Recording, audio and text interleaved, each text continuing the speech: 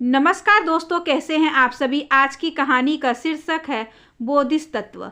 घर पहुंचकर भी नीलम को विश्वास नहीं हो रहा था कि वह अभी अभी बीच बाजार में साहिबा शोरूम के ठीक सामने जयमाला में मिल कर आ रही है।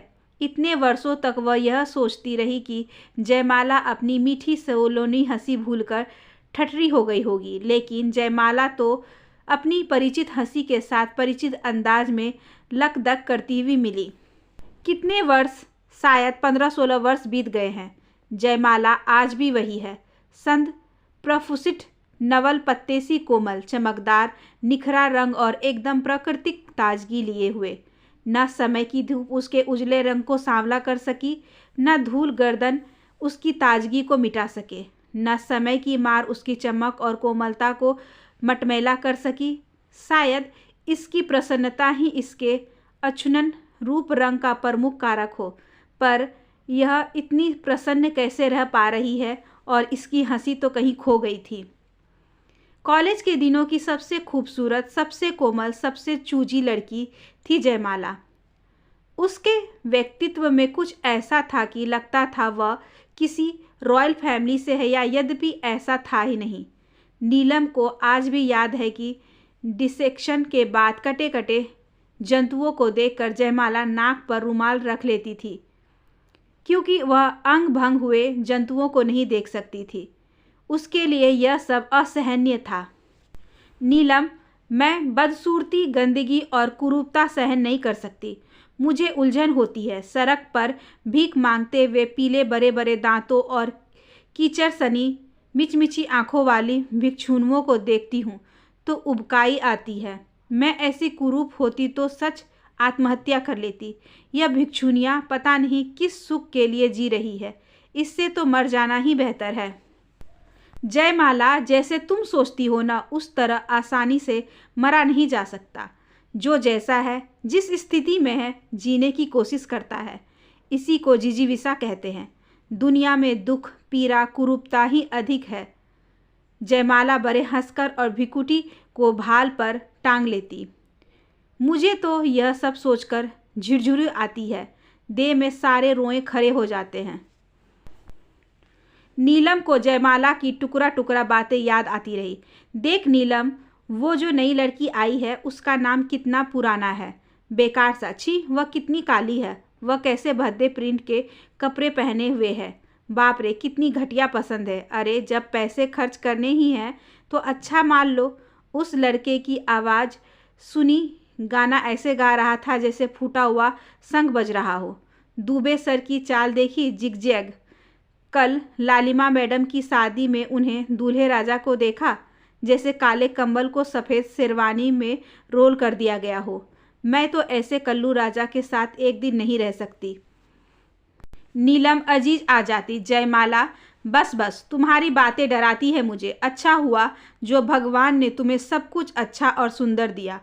और जयमाला के अभिमान से भरे उन्नत मुख पर बिम्किम मुस्कान बिछल बिछल जाती। प्रभात रश्मियों सी दीप दीप दमकती जयमाला। सुंदर चेहरा, सुंदर केस, सुंदर आवाज़, सुंदर हाथ, नाखून तक सुंदर, जैसे प्रयोग धर्म में ईश्वर ने उसे गढ़ तराशा कर सुंदर पर एक प्रोग्राम किया हो। और जब जयमाला का विवाह हुआ, तब जयमाला के वर को देख नीलम को याद आ रहा था। लालिमा मैडम के दूल्हे राजा, जैसे काले कंबल को सफ़ेद शेरवानी में रोल कर दिया गया हो, यहाँ काले कंबल को ब्राउन सूट में रोल कर दिया गया था। काली गादी रंगत, खूब चौड़ा प्रशस्त ललाट, पीली आंखें, चौड़ी नाक, एक कुछ स्थूल कद काठी। जयमाला का दूल्हा रघुनंदन, सर्वथा विलोम संयोजन। इस मजाक के तीखेपन को जयमाला पता नहीं कैसे सहन कर पाएगी। जयमाला चेहरा छाती में गराए हुए काष्ठ की मूर्ति की तरह निष्पंद निष्प्रभ बैठी थी, और उसकी माँ किसी रिश्तेदार महिला से बड़ी हौस और हुलस के साथ बता रही थी, इतना अच्छा दामाद मिल गया कि बस छाती जुड़ा गई। इन्हें जयमाला भी भा गई। पता है, प्रस्ताव इनकी ओर से ही आया। बहुत बड़े बिजनेसमैन है, हमारा तो छोटा मोटा व्यवसाय है। इनके कारण हमारे बिजनेस को अच्छा फ़ायदा पहुंचेगा। अकेला लड़का है, बस माँ बेटे, कोई जिम्मेदारी नहीं। पिता की मृत्यु के बाद रघुनंदन ने जिस तरह बिजनेस को संभाला फैलाया, ऐसा आजकल के लड़कों में कम ही देखने को मिलता है। नीलम स्तंभ थी। जयमाला की माँ शायद नहीं जानती थी कि उनकी बेटी को कुरूपता से घृणा है। ईश्वर, अब शायद यह कभी हंस न सकेगी। और आज जयमाला हंसती हुई मिली, उष्मा और उत्साह से भरी हुई। साथ में जयमाला का बेटा भी था, 8-10 वर्ष का होगा। अपने पिता का नन्हा संस्करण। नीलम की आंखों में विस्फार भर गया। जयमाला की किस्मत में क्यों कुरूपता ही लिखी है, जैसे भगवान पाठ पढ़ाना चाहता हो। वह कुरूपता से जितनी घृणा करेगी, उसे कुरूपता को उतना ही ग्रहण करना होगा। जयमाला यह सब कैसे स्वीकार कर पाई? बच्चे की पीठ थपथपाते हुए कितने प्यार से बता रही थी, नीलम, ये मेरे बेटे बहू, हम लोग बाबू का व्रत बंधन कर रहे हैं, उसी की तैयारी चल रही है। वैसे तो कार्ड भेजूंगी ही, पर आज ही कह दे रही हूँ, तुम्हें पूरे परिवार के साथ आना है। अच्छा हुआ मिल गई यार, मैं तुम्हें बहुत याद करती हूँ। मेरी शादी के बाद तो तुम गायब ही हो गई थी। पापा का स्थानांतरण हो गया था, फिर शादी, फिर व्यस्तताएं। यहाँ हम 6 माह पहले ही तबादले पर आए हैं। मेरे पिता जिला अस्पताल में डॉक्टर हैं। अच्छा, अब तो हमारी खूब जमेगी। बाबू के व्रत बंद का भव्य जलसा जयमाला के ऊंचे स्तर को दर्शा रहा था। जयमाला की छटा निराली थी। सफ़ेद लहंगा चुनरी, सफ़ेद मोतियों के आभूषण, सफ़ेद कांच की कामदार चूड़ियाँ। जयमाला की दूधिया मरमरी रंगत सफ़ेद पोशाक में निखर आई थी, जैसे आसमान से कोई सफ़ेद परी उतर आई हो। दूसरी ओर सफ़ेद खादी का कुर्ता पैजामा और कुर्ते में झांकती मोटी सोने की जंजीर रघुनंदन की कुरूपता को ढांप नहीं पा रही थी। यह आदमी जयमाला को किस तरह रास आया होगा? जयमाला ने रघुनंदन को नीलम और उसके पति से मिलवाया। मैंने उस दिन नीलम के बारे में बताया था ना, यही है। और ये डॉक्टर साहब। रघुनंदन ने विनयपूर्वक हाथ जोड़ लिए। चलिए साहब, एक डॉक्टर का प्रबंधन हो गया। मुझे अपच, हाई बीपी, कुछ न कुछ लगा ही रहता है। डॉक्टर साहब हंसने लगे। हम डॉक्टर जहाँ भी जाते हैं 2-4 लोग नाड़ी आरे आ ही कर ही देते हैं।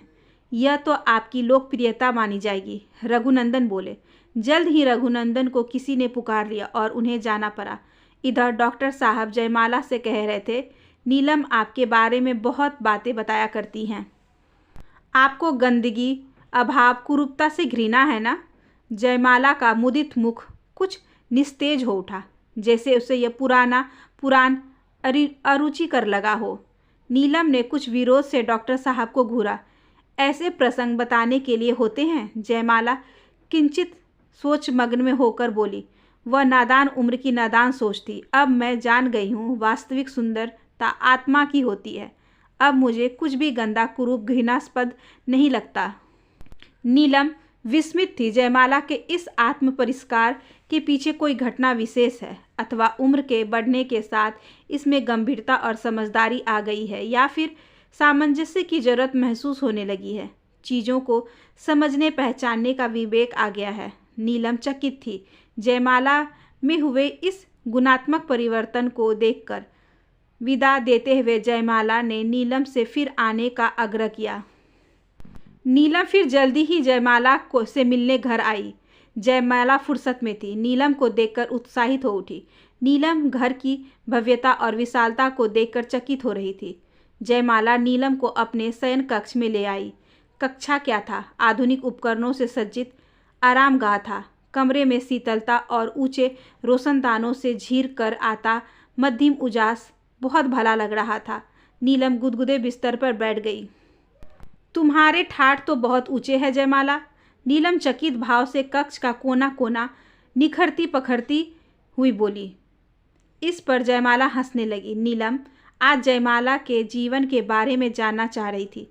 कहाँ से शुरू करे? जयमाला ने ही उसका भाव तार लिया और कुछ औपचारिक बातों का बात प्रसंग उठा दिया। तो नीलम, तुमने डॉक्टर साहब से मेरे बारे में खूब ढिंडोरा पीट डाला। वो सब बेवकूफ़ियाँ बताने लायक थी? बेवकूफ़ियाँ बताने में मज़ा आता है, पर यह बताओ तुमने अपनी बेवकूफ़ियों को सुधारा कैसे? नीलम, अब मैं उस सब के बारे में सोचना भी नहीं चाहती। बस समझ लो रघुनंदन के धैर्य और विनय ने यह चमत्कार कर दिया है। कैसी भी परिस्थिति हो, ये धैर्य नहीं खोते। गजब का आत्मनियंत्रण है इनमें। कुछ ऐसे विशिष्ट गुण हैं कि अब मैं इनकी कुरूपता की ओर मेरा ध्यान ही नहीं जाता। अब तो मैं सोचती हूँ, इंसान सुंदर या बदसूरत नहीं, बल्कि अच्छा या बुरा करता है। इंसान की अच्छाई उसकी कुरूपता को ढक देती है और बुराई सुंदरता को नष्ट कर देती है। ओहो, बड़े उच्च विचार हैं। इस प्रकृत सोच के पीछे कोई घटना विशेष है, या अब जब निभाना है तो निभाना ही पड़ेगा वाली स्थिति? मैं ठीक ठीक नहीं कह सकती कि किसी एक घटना ने मुझ पर प्रभाव छोड़ा होगा। कोई घटना विशेष नहीं है, बल्कि बहुत सी बातें का मेरे अवचेतन में प्रभाव पड़ता गया। हाँ, कुछ ऐसा ही हुआ। मैं जब यहाँ आई तब अपने भाग्य पर खूब रोती थी। मुझे उनकी सूरत, उपस्थिति, अस्तित्व, स्पर्श, चितवन, एहसास सबसे नफरत होती थी। ये तरह तरह से मेरी मनावन रिझावन करते और मैं न कह न पाती कि मैं कुरूपता से घृणा करती और तुम दुनिया के सबसे कुरूप आदमी हो। मैं कहती नहीं थी, फिर भी उन्होंने अनुमान लगाया कि मैं इनमें रुचि नहीं लेना चाहती। मुझे जिस तरह अपनी सुंदरता का बोध था, उसी तरह इन्हें अपनी कुरूपता का रहा होगा। मैं पहली बार यहाँ 8 दिन रही थी और इन्होंने मुझे इसलिए स्पर्श तक नहीं किया था कि मेरी इच्छा के विरुद्ध कुछ नहीं करेंगे। तब तो मैंने बड़ा स्वतंत्र महसूस किया था, पर अब लगता है ऐसा धैर्य विरले ही देखा जा सकता है। तुमने शादी से पहले इन्हें नहीं देखा था? नहीं, मैं इसी शहर में अपने मामा के घर शादी में आई थी। वहाँ अम्मा ने मुझे देखा और यह सब रच भून डाला। इन्होंने मुझे देखने की ज़रूरत नहीं समझी। मुझे इनकी तस्वीर दिखाई गई थी जो मुझे पसंद नहीं आई थी, पर इतने बड़े घर में प्रपोजल आया था तो मेरे माता पिताजी बौरा गए थे और समझाते रहे। तस्वीर ठीक नहीं आई है, लड़का अच्छा है। मुझे तब माता पिता जी पर बहुत भरोसा था। मैं नहीं जानती थी कि वे लोग मेरे साथ ऐसा धोखा करेंगे। जयमाला कुछ देर चुप रही, फिर आगे बोली। रघुनंदन समझ चुके थे कि मैं इन्हें पसंद नहीं करती हूँ, फिर भी ये अपनी निराशा कभी प्रकट नहीं करते थे। अपनी व्यथा अम्मा से भी नहीं कहते थे। मेरी स्थिति ये थी कि इनकी सहनशीलता देखकर मैं प्रण करती कि भले मुझे ये पसंद नहीं है, पर इनके अच्छे व्यवहार का लिहाज करते हुए मैं कभी उपेक्षा और तिरस्कार प्रकट नहीं होने दूंगी। पर इन्हें देखते ही मुझे न जाने क्या हो जाता था। एक आदमी घेर लेती, वितृष्णा होती, लगता सब कुछ बेकार है। मेरे लिए अब कुछ भी अच्छा और सार्थक नहीं बचा है। इनके एहसास से ही घृणा होती है। जी चाहता इस घर से कहीं भाग जाऊं, लेकिन संस्कारों की वर्जनाएं भागने न देती। लगता मेरा जीवन हर तरह से बाधित हो गया है। मैं गहरी उदासी और निराशा में पीठ फेर कर एक और सिकुड़ कर लेट जाती। मेरा कहीं चित न लगता। मैं गुमसुम रहने लगी और बीमार पड़ गई। मैं अपना स्वास्थ्य और सुंदरता खोने लगी। डॉक्टर मुझसे मेरी परेशानी की वजह पूछते, लेकिन मैं कह न पाती कि मेरी परेशानी एक ही है, रघुनंदन। अगर मैं ऐसा कहती तो डॉक्टर शायद मुझे पागल समझ लेते, क्योंकि तमाम लोगों की तरह रघुनंदन को सद्भाव, कार्यक्षमता और विनय से डॉक्टर साहब भी प्रभावित थे। और तुम? अब तो मैं भी। नीलम, इनके विनय ने मुझे हरा दिया। मैं समझ गई हूँ, असली सौंदर्य आत्मा का होता है। काश यह बोधिस तत्व मुझे पहले मिल गया होता। डॉक्टर ने मुझे किसी मनोचिकित्सक को दिखाने का परामर्श दिया और तब अम्मा का धैर्य टूट गया। एक दिन मैंने उन्हें कहते पाया, रघु, मुझे तो लगता है कि पागल लड़की हमारे गले बांध दी गई है। पागल और बीमार, तभी तो घूर जैसी पड़ी रहती है। हम इसकी सुंदरता पर चले गए, अब तो सुंदरता भी नहीं रही। अम्मा की बात सुनकर ये बोले थे, ऐसा मत कहो अम्मा, जयमाला पागल नहीं है, परेशान है। डॉक्टर बीमारी समझ नहीं पा रहे हैं। मुझे जयमाला की सुंदरता की नहीं, जयमाला की चिंता है। डॉक्टर कहते हैं यही हाल रहा तो यह कहीं मर न जाए। मैं कांप गई थी नीलम। उस दिन मुझे करारा झटका लगा था। मृत्यु शब्द भय उपजा रहा था। पहली बार लगा जीवन कैसा भी हो, मर जाने से बुरा नहीं होता। मरना आसान नहीं है, शायद इसलिए भिक्षुनियाँ जीवित रहती हैं और जिजीविषा यही है। मुझे भान तक नहीं था अम्मा मुझे पागल भी समझ सकती हैं और मैं सुंदर नहीं रही। मैं तकिए पर औंधे मुंह पड़ी देर तक रोती रही। ये न जाने कब मेरे पास आकर बैठ गए थे, मेरे लिए फल लेकर आए थे। मुझे रोता देख कहने लगे, जयमाला मत रो, मैं जानता हूँ मैं तुम्हें पसंद नहीं, पर संबंध कपड़े तो नहीं होते जिन्हें चाहे जब बदल लिया जाए। तुम इस तरह दुखी रहती हो तो मैं परेशान हो जाता हूँ, मेरा काम में मन नहीं लगता। अम्मा भी तुम्हारे लिए चिंतित रहती हैं। ये चाकू से सेब काटने लगे। मैं उस क्षण बहुत तनाव में थी। यही आदमी है जिसके कारण मेरी ज़िंदगी, मेरी सुंदरता, हंसी, शांति सब कुछ नष्ट हो गया है। मैं इस आदमी से घृणा करती हूँ। इन्होंने सेब का एक टुकड़ा हठात मेरे मुंह में भर दिया और मुझे न जाने क्या हो गया। यह कैसा उन्माद था। आज सोचती हूँ मैं इतनी कठोर और निर्दयी कैसे हो गई थी। जानती हो, मैंने चाकू उठाया और इनकी हथेली पर वार कर दिया। वार हथेली पर ना होकर अंगूठे पर हुआ। अंगूठे से बहते खून को दबाते हुए ये मुझे ठगे से देखते रह गए। शायद इन्हें अनुमान नहीं था कि मैं इनसे इतनी घृणा करती हूँ। ये सबसे शायद अम्मा से भी यही बताते रहे कि फल काटते हुए हाथ कटा।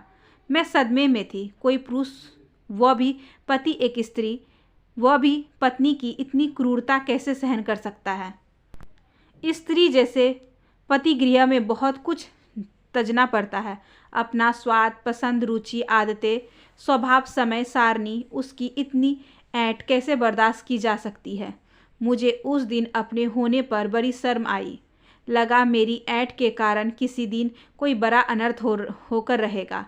पहली बार मुझे ग्लानि हुई। लगा रघुनंदन भले ही मुझे पसंद नहीं, पर जब इस घर की सुख सुविधा का भोग कर ही रही हूँ तो अनिच्छा से ही नहीं सही इनके साथ निर्वाह करना चाहिए। मुझे लगा अब ये मुझसे कभी बात नहीं करेंगे, पर ये इस तरह सामान्य बने रहे जैसे अपराध मैंने नहीं, इन्होंने किया है। उफ, ऐसा आदमी नहीं देखा। जानती हो इन्होंने फिर क्या कहा था? मैं नहीं चाहता तुम इस तरह खुद को दुखी करती रहो। ऐसे संबंध को बनाए रखने का क्या फ़ायदा? संबंध दबाव और अपनी ज़रूरत भर के लिए हो तो उन संबंध को हीनता आ जाती है। संबंध भावनाओं के बंधन होते हैं। संबंधों के लिए प्रतिबद्धता, पारदर्शिता जरूरी शर्त है, और जब वह नहीं है तो मैं तुम्हें बांध कर नहीं रखना चाहता। बस करो जयमाला, नीलम सहसा कह उठी। घबरा गई, जयमाला बोली। इनकी बातें सुनकर मैं भी घबरा गई थी। सचमुच संबंध एक झटके में तोड़े नहीं जा सकते। मैंने तय किया कि संबंधों में आ गई दरारों को दूर करूंगी। मेरे लिए स्थिति को संभालना आसान नहीं था, फिर भी मुझे विश्वास था कि स्थिति मैंने बिगाड़ी है तो बनाने की पूरी कोशिश करूंगी। खुद को हठात बदलना आसान नहीं था, फिर भी मैं रघुनंदन की गतिविधियों, आदतों, स्वभाव पर ध्यान केंद्रित करने लगी। अम्मा भी मुझे अपने तरह समझाती रही। रघु बस थोड़ा सा सांवला है, वैसे वो लाखों में एक है। नीलम अम्मा के इस सौंदर्य बोध पर हंसने को जी चाहता था। इन्हें अपना भद्दा बेटा बस थोड़ा सा सांवला लगता है। वह तो जब बाबू हुआ तब मुझे अम्मा की बात समझ में आई। बाबू बिल्कुल रघुनंदन जैसा था, पर मुझे कुरूप और भद्दा नहीं लगा। मैं माँ बनी थी और माँ की ममता सुंदर असुंदर नहीं देखती। उसे तो बस अपना बच्चा दुनिया का सबसे अच्छा बच्चा लगता है। लेकिन रघुनंदन बाबू को देखकर उदास हो गए थे। जयमाला मेरी इच्छा की ही पहली बेटी होती और तुम्हारे जैसी सुंदर होती। मैं तुनक गई। मेरे बच्चे से सुंदर कोई नहीं है। ये विजय विस्मय और आश्चर्य से देखते रह गए थे। बाबू को सुंदर कहना एक तरह से मेरा संदिग्ध प्रस्ताव था।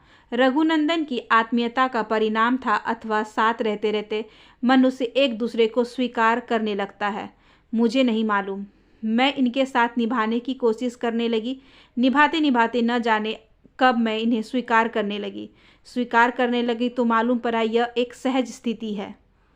परिस्थिति से भागने से अच्छा है उसे स्वीकार करना और उसमें बेहतर तलाशना। लगने लगा कि ये ऐसे बुरे नहीं हैं जैसा मैं अब तक समझती रही थी। किसी को मन से स्वीकार कर लो तो वह अच्छा लगने लगता है।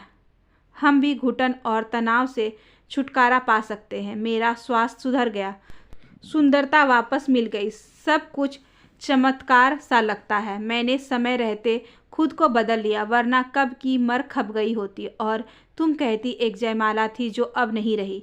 छी, ऐसा मत बोलो। हाँ, ऐसा ही कुछ होता।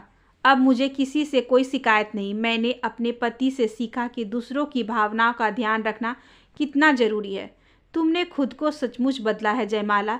मुझे अब भी विश्वास नहीं हो रहा है कि तुम अपनी धारणा मान्यता इस कदर बदलाव कर सकती हो।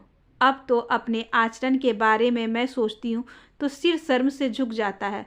रघुनंदन जी कभी उन बातों को स्मरण नहीं करते। नहीं, ये कहते हैं कि जिन बातों को याद करने से मन बोझिल होता हो उन्हें भूल जाना चाहिए।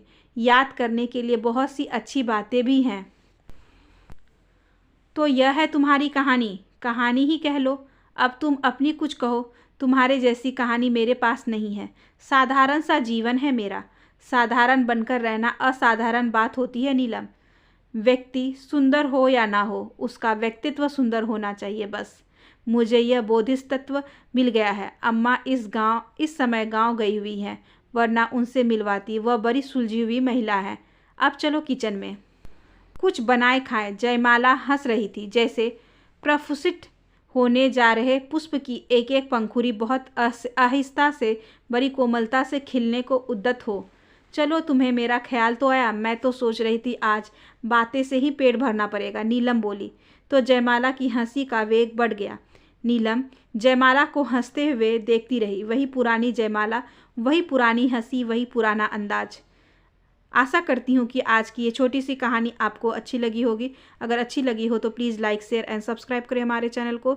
ज़्यादा से ज़्यादा शेयर करें और बेल आइकन को ज़रूर प्रेस कर लें ताकि अगली वीडियोज़ की नोटिफिकेशन आपके पास सबसे पहले पहुँचे। धन्यवाद।